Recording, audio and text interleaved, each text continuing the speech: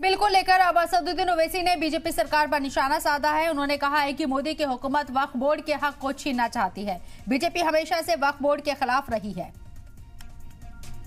जो कंट्रोल है वक्फ बोर्ड्स के ऊपर, ताकि उसमें तमाम लीगल एम्बिग्यूटीज पैदा हो जाना और इससे और वक्फ की प्रॉपर्टीज का नुकसान होगा। तो अब ये कंप्लीट सिस्टम को जब ये लोग अगर मीडिया रिपोर्ट्स सही है चेंज करना चाह रहे हैं, उसमें कुछ ये करना चाहे तो कोई भी आगे बढ़कर प्रॉपर्टीज को वक्फ नहीं करेगा। और आप देखेंगे कि कई मुसलमानों के मस्जिदें हैं, दरगाहें हैं, जहां पर हिंदुत्व की ऑर्गेनाइजेशन आरएसएस बोलती कि नहीं है वो। तो ये अमेंडमेंट्स लाने का मकसद एक ही है कि एक तो वक्फ प्रॉपर्टीज को छीन लिया जाए, दूसरा फ्रीडम ऑफ रिलीजन के खिलाफ काम कर रहे हैं, और डिस्प्यूट अगर है तो जुडिशरी डिसाइड करेगा, एग्जीक्यूटिव कैसा करेगा। तो ये चीजें हैं जिसका हम अपोज करते हैं इसको।